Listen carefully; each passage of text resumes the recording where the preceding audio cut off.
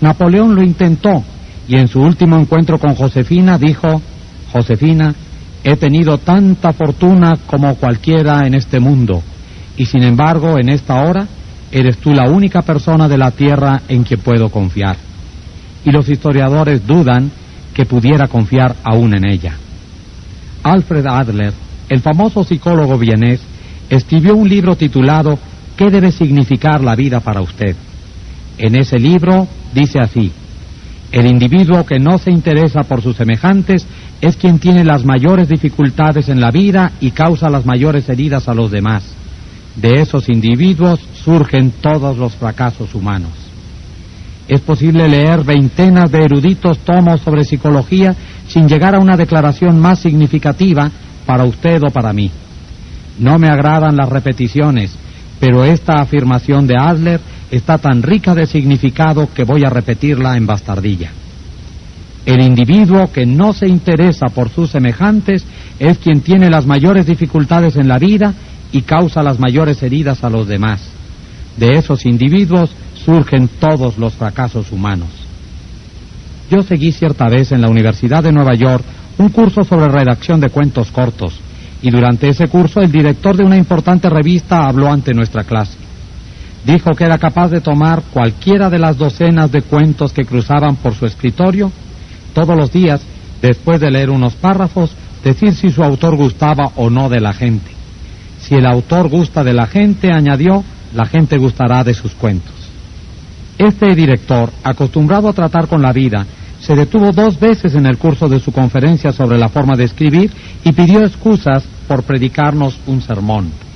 Les estoy diciendo, expresó, las mismas cosas que diría un predicador, pero recuerden que deben tener interés por la gente si quieren atraer interés como cuentistas.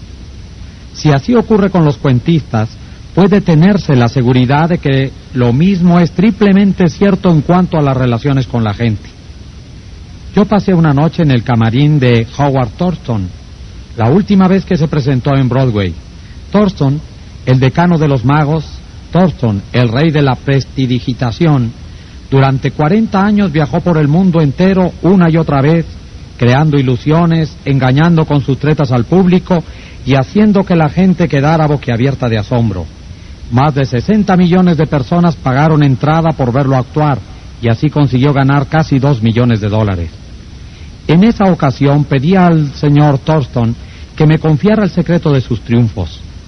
Su instrucción no tenía nada que ver con ellos, porque huyó de su casa siendo niño, fue vagabundo por los caminos, viajó en trenes de carga, durmió en pajares, pidió comida de puerta en puerta y aprendió a leer gracias a los carteles que desde un vagón de carga veía junto al ferrocarril.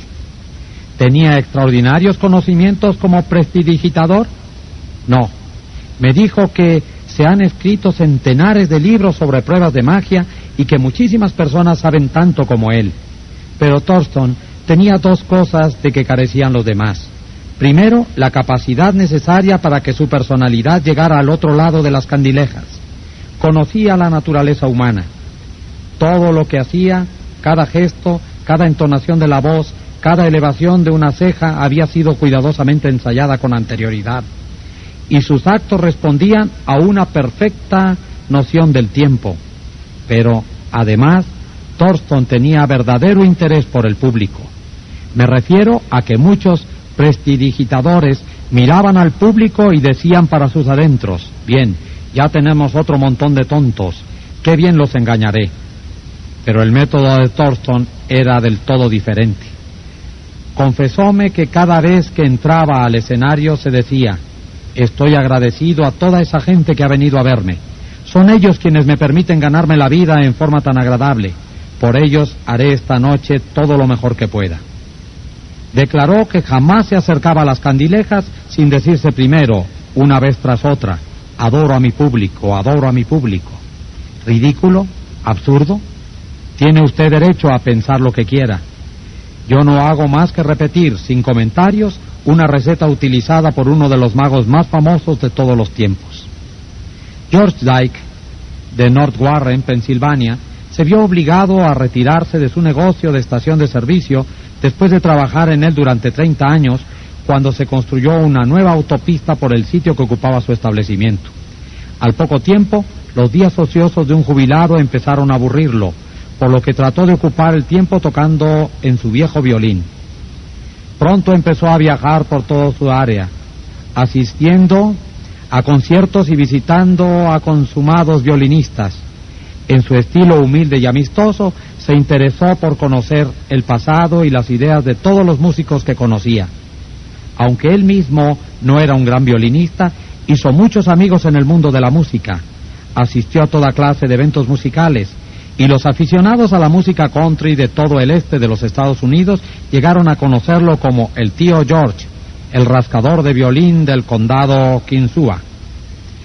Cuando conocimos al tío George, tenía 72 años y disfrutaba de cada minuto de su vida. Gracias a su interés en otras personas, logró crearse una nueva vida en un momento en que la mayoría de la gente considera terminados sus años productivos. Ese mismo era uno de los secretos de la asombrosa popularidad de Teodoro Roosevelt. Hasta sus sirvientes lo adoraban.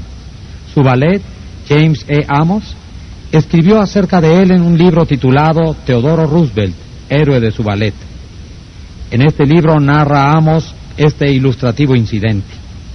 Mi mujer preguntó una vez al presidente qué era una codorniz. Jamás había visto una, y el presidente se la describió detalladamente. Algún tiempo después sonó el teléfono de nuestra casita. Amos y su esposa vivían en una casita alejada del edificio principal en la finca que Roosevelt tenía en Oyster Bay. Mi mujer respondió al llamado. Era el señor Roosevelt. Dijo que había llamado para decirle que frente a la ventana había una codorniz y que si mi mujer se asomaba podría verla. Estas cositas eran características de él. Cada vez que pasaba frente a nuestra casita, aunque no nos viera, le oíamos llamar, "Uhu, Annie", o "Uhu, James".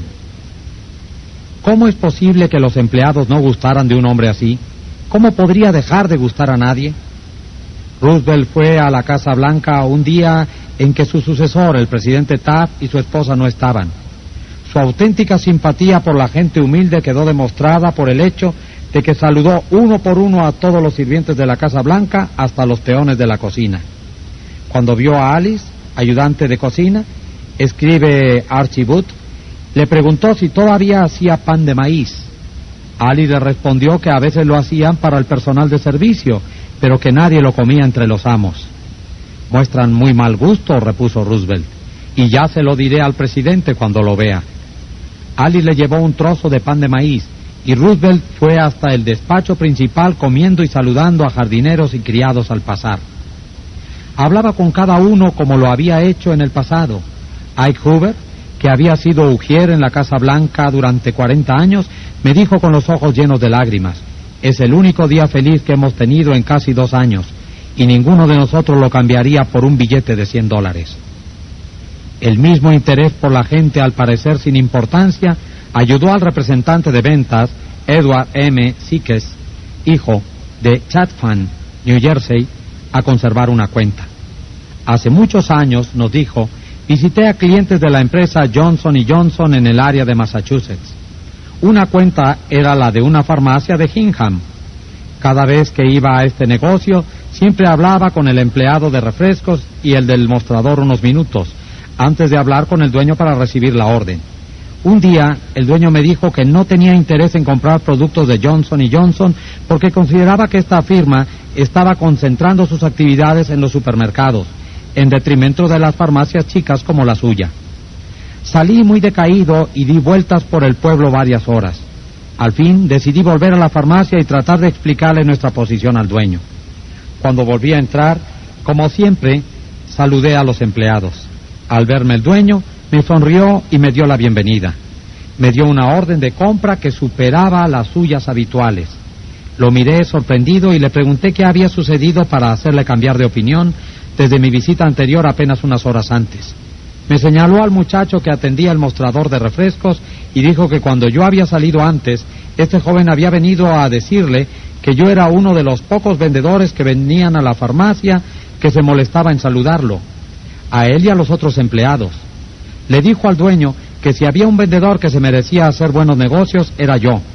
El dueño estuvo de acuerdo y siguió siendo un buen cliente. Nunca olvidé que un genuino interés en la otra persona es la cualidad más importante que pueda tener un vendedor, o, en realidad, cualquier persona.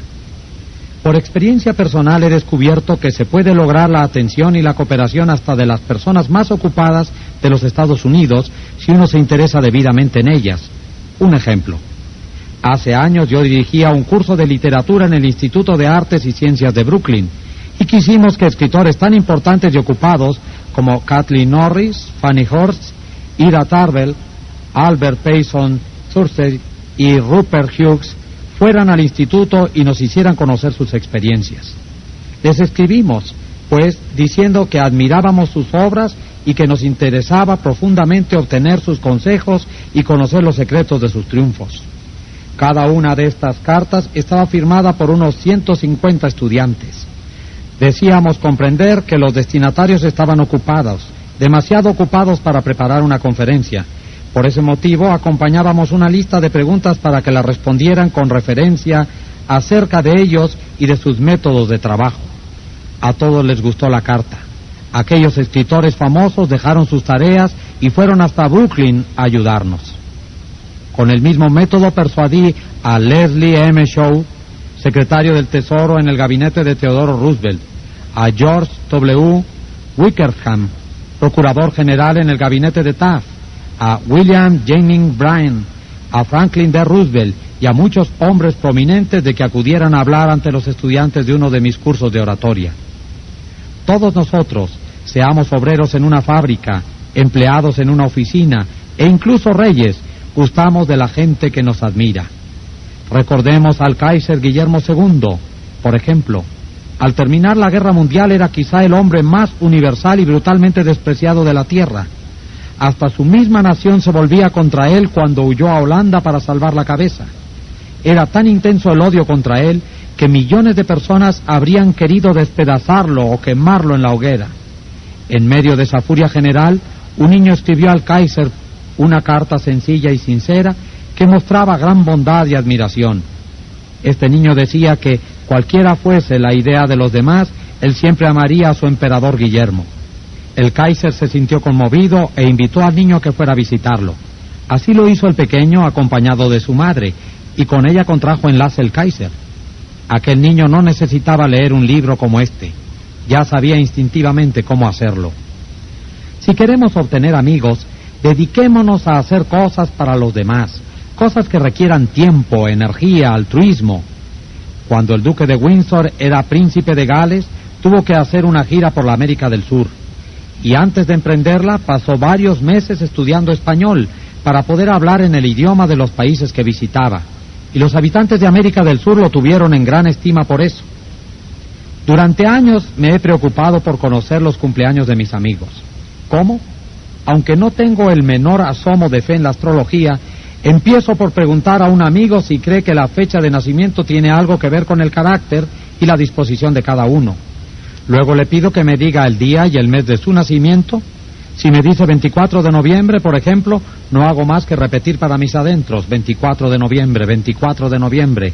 En cuanto mi amigo vuelve la espalda, escribo su nombre y su cumpleaños, y después, en casa, paso el dato a un libro especial. Al comienzo de cada año escribo estas fechas y nombres en las hojas de mi calendario, de modo que les presto atención automáticamente. Cuando llega el día, envío una carta o telegrama. Qué buena impresión causa. A veces soy la única persona del mundo que he recordado un cumpleaños de esos.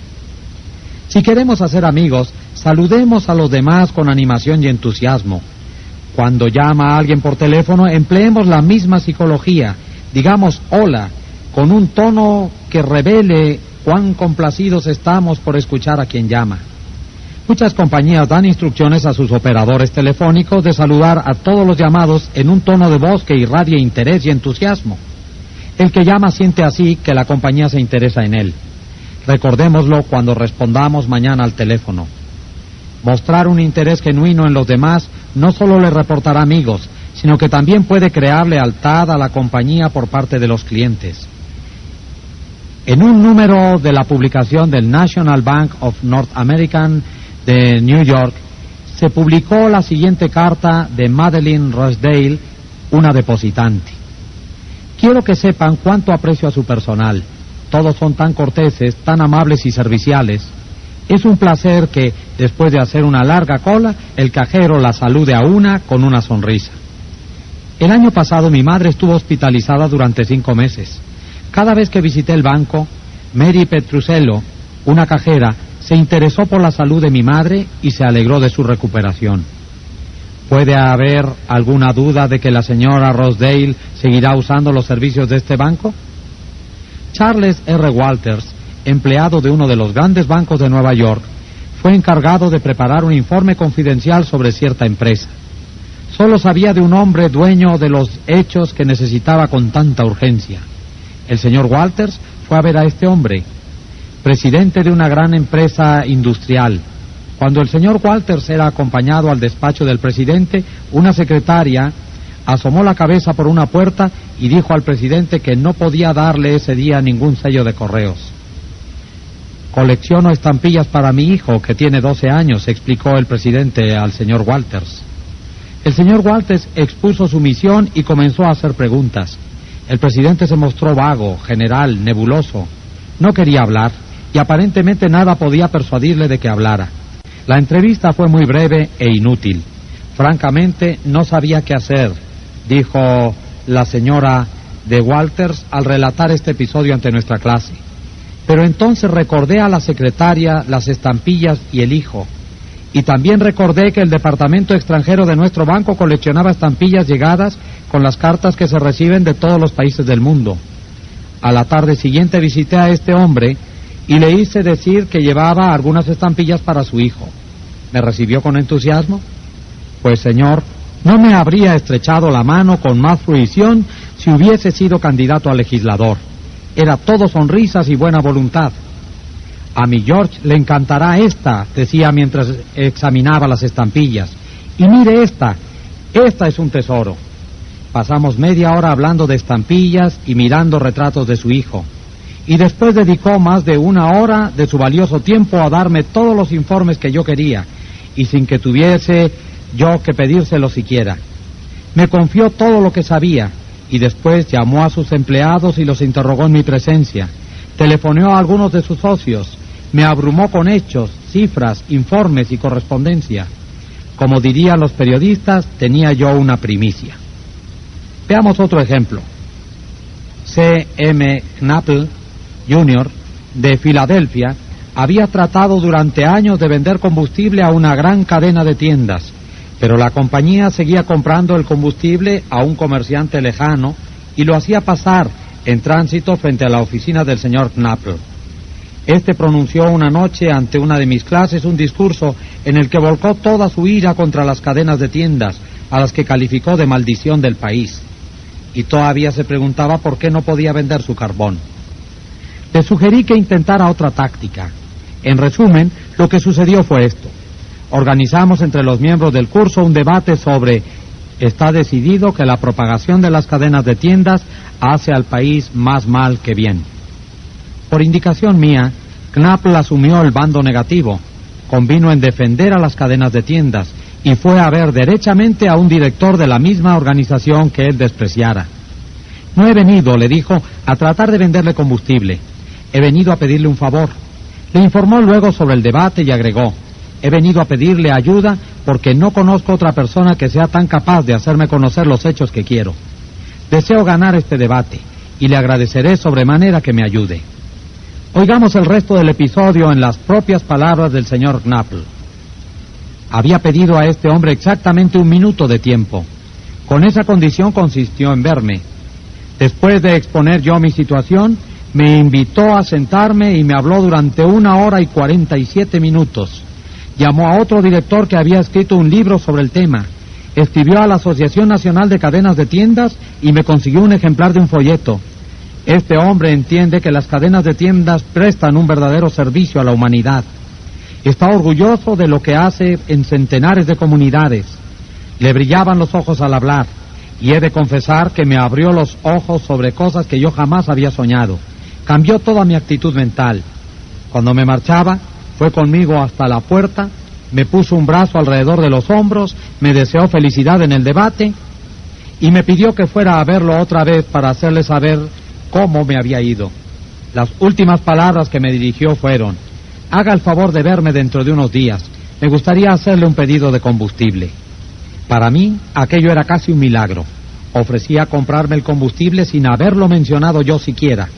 Conseguí más en 2 horas, interesándome honradamente en él y en sus problemas, que en muchos años de bregar porque se interesara en mí y en mi producto. ¿No ha descubierto usted, señor Knapp, una verdad nueva? Porque hace mucho tiempo, 100 años antes de que naciera Jesucristo, un famoso poeta romano, Publio Ciro, señaló: nos interesan los demás cuando se interesan por nosotros. El interés, lo mismo que todo lo demás en las relaciones humanas, debe ser sincero. Debe dar dividendos no solo a la persona que muestra el interés, sino también a la que recibe la atención. Es una vía de 2 manos. Las 2 partes se benefician. Martin Ginsberg, que siguió nuestro curso en Long Island, Nueva York, nos contó cómo el interés especial que había tomado una enfermera en él había afectado profundamente su vida.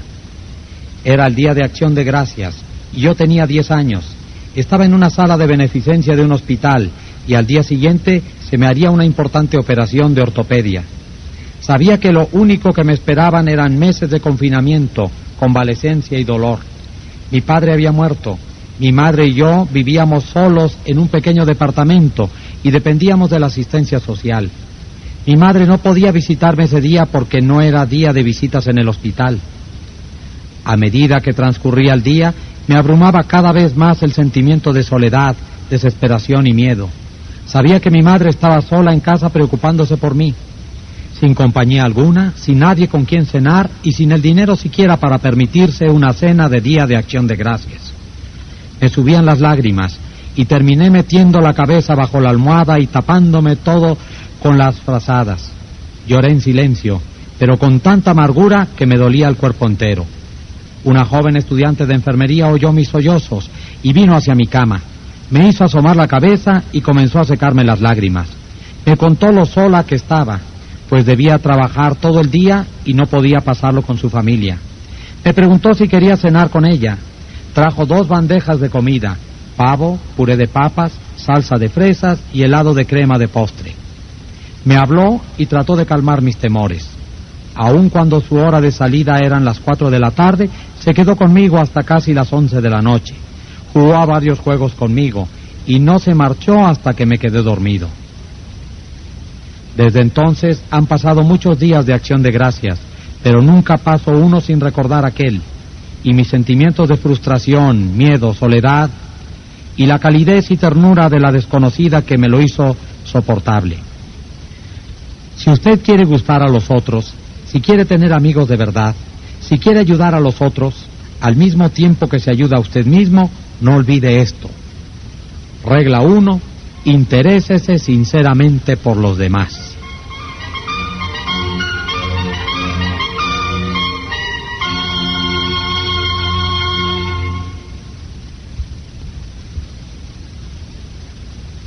Capítulo 2.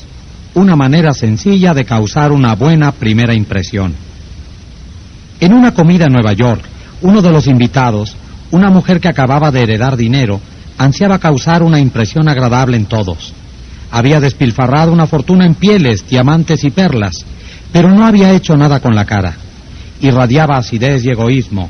No había comprendido esta mujer lo que sabe todo el mundo, que la expresión de un rostro es más importante, mucho más, que la ropa que nos ponemos.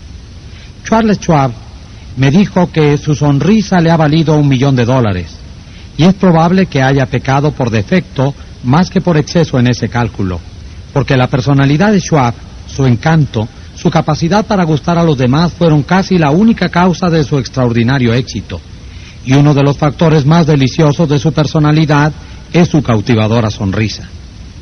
Las acciones dicen más que las palabras, y una sonrisa expresa: me gusta usted, me causa felicidad, me alegro tanto de verlo. Por eso es que los perros tienen tantos amigos, se alegran tanto cuando nos ven que brincan como locos, y nosotros naturalmente nos alegramos de verlos. La sonrisa de un bebé tiene el mismo efecto. ¿Ha estado usted alguna vez en la sala de espera de un médico y ha visto a su alrededor las caras sombrías de la gente impaciente por entrar al consultorio? El doctor Stephen K. Sproul, veterinario de Raytown, Missouri, nos contó de un típico día de primavera con su sala de espera llena de clientes que esperaban para hacer vacunar a sus animalitos mascota. Nadie hablaba con nadie y probablemente estaban pensando en una docena de cosas que preferirían estar haciendo antes que perder tiempo en ese consultorio. Nos contó lo siguiente en una de nuestras clases. Había 6 o 7 clientes esperando cuando entró una joven con una criatura de 9 meses y su gatito. La suerte quiso que se sentara justo al lado del caballero que más malhumorado parecía por lo prolongado de la espera. El niñito lo miró con esa gran sonrisa tan característica de las criaturas. ¿Qué hizo el caballero? Lo que habríamos hecho usted o yo. Por supuesto, le sonrió a su vez al niñito. No tardó en iniciar una conversación con la mujer sobre el niño y sobre los nietos de él, y todos los demás pacientes se unieron a la conversación, y el aburrimiento y la tensión se convirtieron en una experiencia agradable. ¿Una sonrisa poco sincera? No. A nadie engañaremos. Sabemos que es una cosa mecánica y nos causa enojo. Hablo de una verdadera sonrisa que alegre el corazón, que venga de adentro, que valga buen precio en el mercado. El profesor James B. McConnell, psicólogo de la Universidad de Michigan, expresó sus sentimientos sobre una sonrisa. La gente que sonríe, dijo, tiende a trabajar, enseñar y vender con más eficacia y a crear hijos más felices. En una sonrisa hay mucha más información que hasta el día de hoy sigo respondiendo al teléfono con una sonrisa. El presidente del directorio de una de las mayores industrias del caucho de los Estados Unidos me dijo que, según sus observaciones, rara vez triunfa una persona en cualquier cosa a menos que le divierta hacerla. Este jefe industrial no tiene mucha fe en el viejo adagio de que solamente el trabajo nos da la llave para la puerta de nuestros deseos. He conocido personas, agregó, que triunfaron porque disfrutaron efectuando sus trabajos. Después vi a las mismas personas cuando se dedicaban a lo mismo como a una tarea, se aburrían, perdieron así todo interés en la tarea y fracasaron. Tiene usted que disfrutar cuando se encuentra con la gente, si espera que los demás lo pasen bien cuando se encuentran con usted. He pedido a miles de gente de negocios que sonrían a toda hora del día, durante una semana, y que vuelvan después a informar a la clase sobre los resultados obtenidos. Veamos cómo ha resultado esto. Aquí tenemos una carta de William B. Steinhardt, miembro de la Bolsa de Valores de Nueva York. No es un caso aislado, por cierto que es típico de centenares de otros casos. Hace 18 años que me casé, escribe el señor Steinhardt, y en todo ese lapso pocas veces he sonreído a mi mujer, o le he dicho 2 docenas de palabras desde el momento de levantarme hasta la hora de ir a trabajar. Yo era uno de los hombres más antipáticos que jamás ha habido en la ciudad. Desde que me pidió usted que diera un informe oral a la clase sobre mi experiencia con la sonrisa, pensé que debía hacer la prueba durante una semana. A la mañana siguiente, cuando me peinaba, me miré el seco semblante en el espejo y me dije, hoy vas a quitarte el ceño de esa cara de vinagre, vas a sonreír, y ahora mismo vas a empezar. Así me dije, y cuando me senté a tomar el desayuno saludé a mi esposa con un buen día, querida, y una sonrisa. Ya me advirtió usted que seguramente mi mujer se sorprendería. Bien, eso fue poco. Quedó atónita. Le dije que en el futuro mi sonrisa iba a ser de todos los días, y ya hace 2 meses que la mantengo todas las mañanas. Este cambio de actitud en mí ha producido en nuestro hogar más felicidad en estos 2 meses que durante todo el año anterior.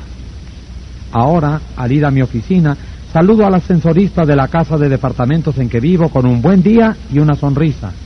Saludo al portero con una sonrisa. Saludo al cajero del subterráneo cuando le pido cambio. Y en el recinto de la bolsa sonrío a muchos hombres que jamás me habían visto sonreír. Bien pronto advertí que todos me respondían con sonrisas. A quienes llegan a mí con quejas o protestas, atiendo con buen talante. Sonrío mientras las escucho y compruebo que es mucho más fácil arreglar las cosas. He llegado a la conclusión de que las sonrisas me producen dinero, mucho dinero por día. Comparto una oficina con otro corredor de bolsa. Uno de sus empleados es un joven muy simpático y tan encantado estaba yo de los resultados que iba obteniendo, que hace poco le referí mi nueva filosofía para las relaciones humanas. Entonces me confesó que cuando empecé a ir a la oficina me creyó un antipático y solo últimamente cambió de idea. Agregó que yo era humano solamente cuando sonreía. También he eliminado las críticas de mi sistema. Expreso apreciación y elogio ahora, en lugar de censurar. He dejado de hablar de lo que yo quiero. Trato de ver el punto de vista de los demás, y estas cosas han revolucionado del todo mi vida. Soy un hombre diferente, más feliz, más rico en amistades y en felicidad, las únicas cosas que importan al fin y al cabo. ¿No tiene usted ganas de sonreír? Bien, ¿qué hacer? Dos cosas. Primero, esforzarse en sonreír. Si está solo, silbe o tararee o cante, proceda como si fuera feliz y eso contribuirá a hacerlo feliz. Veamos la forma en que lo dijo el extinto profesor William James. La acción parece seguir al sentimiento, pero en realidad la acción y el sentimiento van juntos. Y si se regula la acción, que está bajo el control más directo de la voluntad, podemos regular el sentimiento, que no lo está. De tal manera, el camino voluntario y soberano hacia la alegría, si perdemos la alegría, consiste en proceder con alegría, actuar y hablar con alegría, como si esta alegría estuviera ya con nosotros. Todo el mundo busca la felicidad, y hay un medio seguro para encontrarla. Consiste en controlar nuestros pensamientos. La felicidad no depende de condiciones externas, depende de condiciones internas. No es lo que tenemos, o lo que somos, o dónde estamos, o lo que realizamos, nada de eso, lo que nos hace felices o desgraciados. Es lo que pensamos acerca de todo ello. Por ejemplo, dos personas pueden estar en el mismo sitio, haciendo lo mismo. Ambas pueden tener sumas iguales de dinero y de prestigio, y sin embargo, una es feliz y otra no. ¿Por qué? Por una diferente actitud mental.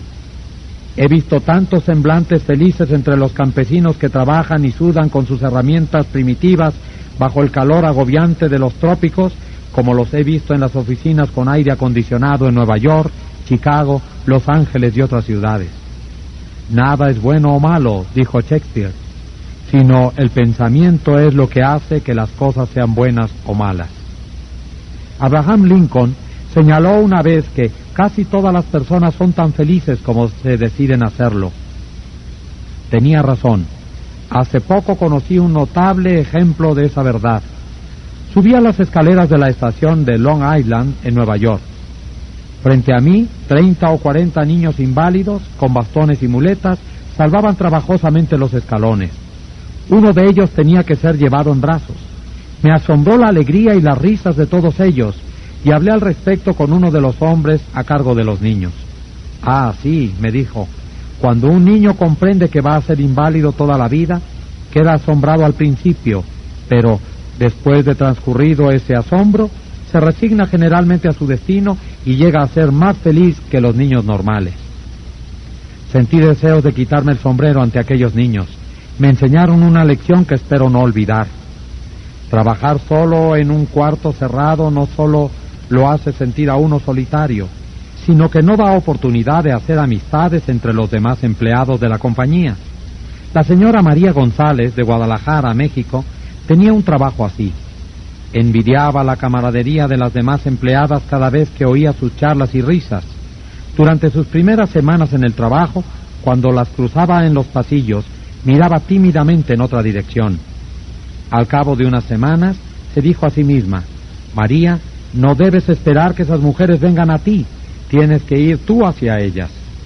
Cuando volvió a salir al pasillo para tomar un vaso de agua, puso su mejor sonrisa y saludó con un «Hola, ¿qué tal?» a todas las empleadas que encontró. El efecto fue inmediato. Las sonrisas y saludos fueron correspondidos, el pasillo pareció más luminoso, el trabajo más cálido.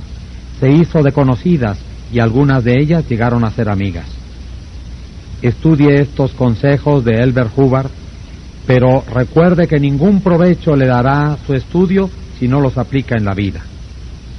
Cada vez que salga al aire libre, retraiga el mentón, lleve erguida la cabeza y lleno los pulmones hasta que no pueda más.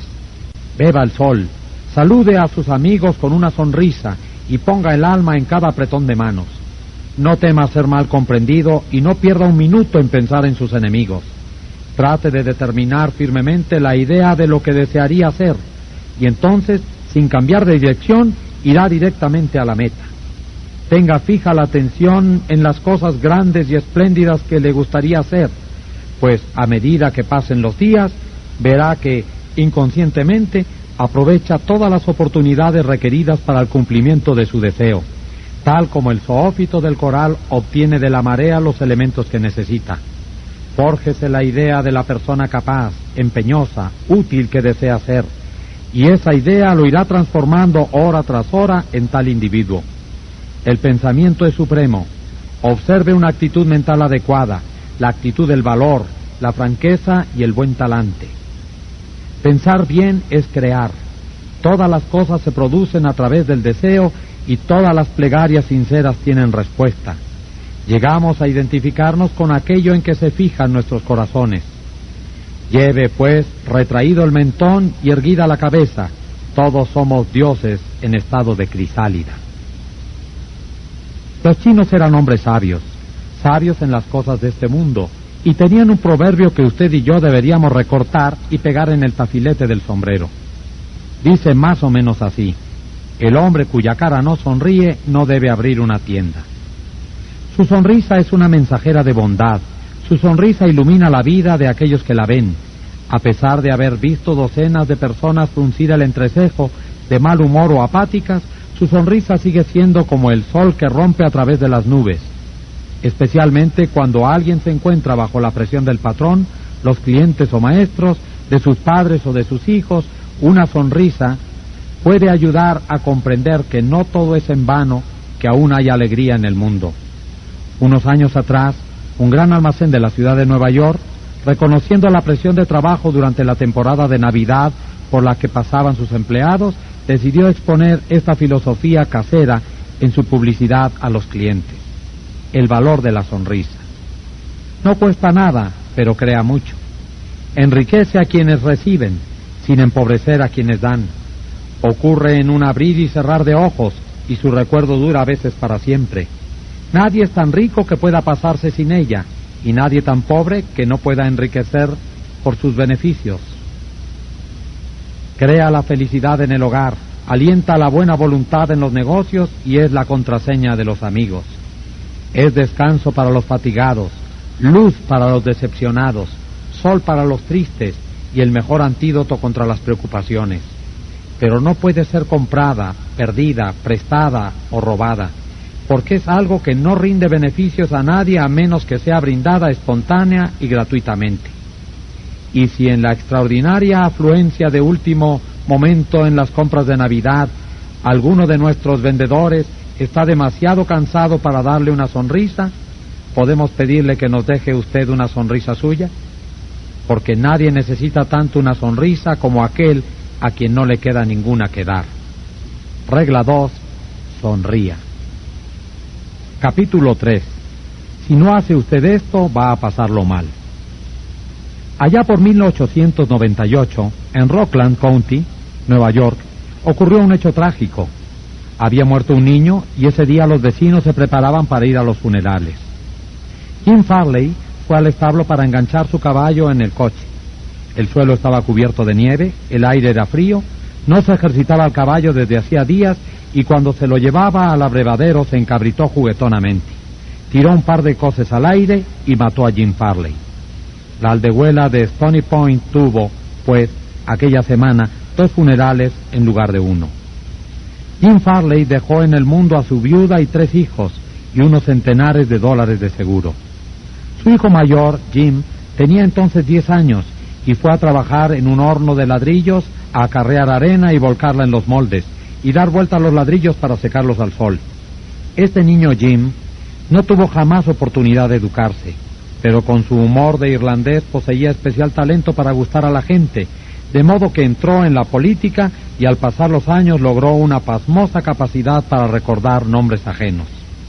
Jamás asistió a una escuela secundaria, pero antes de cumplir los 46 años de edad, 4 universidades le habían acordado grados honorarios. había asumido la presidencia del Comité Nacional del Partido Demócrata y el cargo de director general de correos de los Estados Unidos.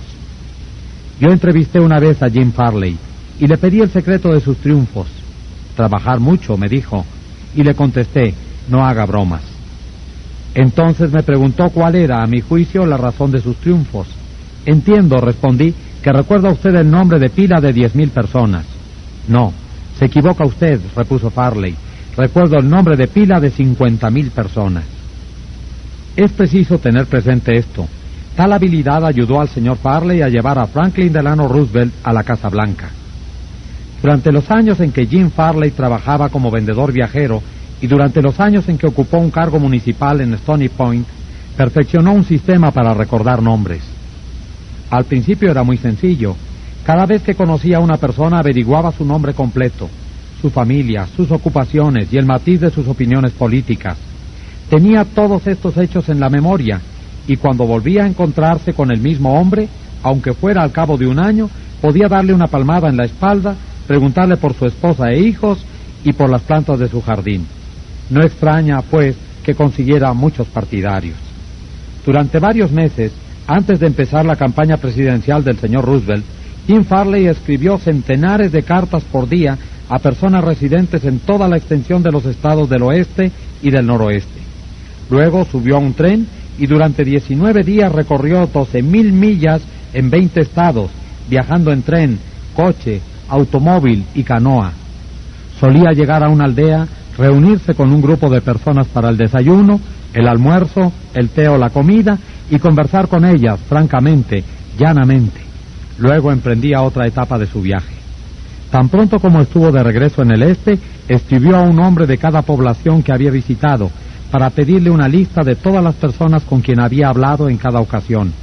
La lista final tenía miles y miles de nombres, y a cada persona de esta lista Farley rindió el sutil agasajo de enviarle una carta personal del gran personaje, que la dirigía a querido Bill o querida Jane, y firmaba simplemente Jim. Jim Farley descubrió al principio de su vida que el común de los hombres se interesa más por su propio nombre que por todos los demás de la tierra. Si se recuerda ese nombre y se le pronuncia con frecuencia, se ha rendido a su dueño un halago sutil y muy efectivo. Pero si se olvida o se escribe mal ese nombre, queda uno en gran desventaja. Por ejemplo, yo organicé cierta vez en París un concurso de oratoria y envié circulares a todos los norteamericanos que residían en la ciudad. Las dactilógrafas francesas, con poco conocimiento de inglés, escribieron los nombres y naturalmente cometieron muchos errores. Un hombre, gerente de un gran banco norteamericano en París, me escribió una carta furiosa porque su nombre estaba mal escrito. A veces es difícil recordar un nombre, en especial si se es extranjero y difícil. Hay personas que en lugar de tomarse el trabajo de intentar aprenderlo, deciden ignorarlo o llaman a esa persona por un apodo más fácil. Sid Levy visitaba a un cliente cuyo nombre era Nicodemus Papadoulos. Todos lo llamaban Nick. Levy nos contó: hice el esfuerzo especial de aprender el nombre y pronunciarlo varias veces a sola antes de ir a verlo. Cuando lo saludé llamándolo por su nombre completo, buenas tardes, señor Nicodemus Papadoulos, el hombre quedó asombrado. Durante lo que parecieron varios minutos no me respondió nada. Por último, con lágrimas corriéndole por las mejillas, me dijo: señor Levy, en los 15 años que llevo viviendo en este país, nadie había hecho nunca el esfuerzo de llamarme por mi nombre completo. ¿Cuál fue la razón del triunfo de Andrew Carnegie? Se le llamaba el rey del acero, pero poco era lo que sabía de la fabricación del acero. A sus órdenes trabajaban centenares de personas que conocían de ese tema mucho más que él. Pero sabía cómo manejar a las personas, y esto fue lo que lo enriqueció. Al comenzar su vida demostró sus dones para la organización, su genio como dirigente. Cuando tenía 10 años ya había descubierto la asombrosa importancia que atribuye la gente a sus propios nombres, y utilizó ese descubrimiento para obtener cooperación. Por ejemplo, de niño, allá en Escocia, cazó una coneja. Bien pronto tuvo toda una cría de conejitos, y nada con qué alimentarlos. Pero se le ocurrió una idea brillante. Dijo a los niños de la vecindad que si le llevaban trébol y hierbas para alimentar a los conejos, bautizaría a los animalitos en honor de quienes cooperaban. El plan rindió mágicos resultados y Carnegie jamás lo olvidó. Años después ganó millones aplicando la misma psicología a los negocios. Por ejemplo, quería vender rieles de acero al ferrocarril de Pensilvania.